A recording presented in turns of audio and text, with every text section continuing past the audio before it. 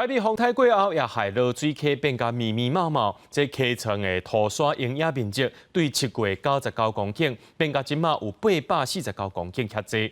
云林县政府也烦恼讲，进前荒地营养的成果全部化作乌有，目前开始招相关单位来会勘，赶紧来改善这款营养的情形。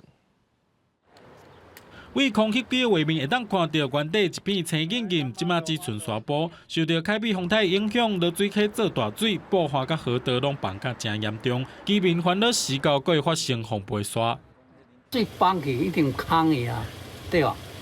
伊种放偌酷啊，冬尾，北风了再做，你即马看无点睛啊，啊你即马就是爱迄个风飞沙，北风了再做。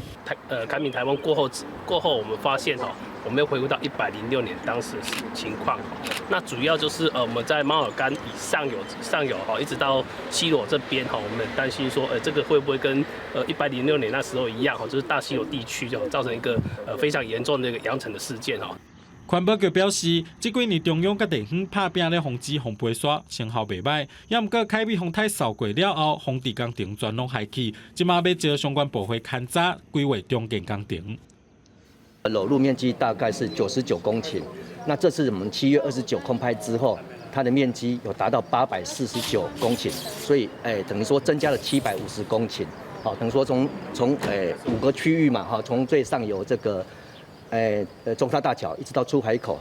第4号船运输讲，目前已经开始规划在后中建工作，第一阶段先施工做便道，用农业保证机也整治，后续进行河道修复工程，要赶伫东北季风来进行完工，避免风飞沙影响居民生活。记者综合报道。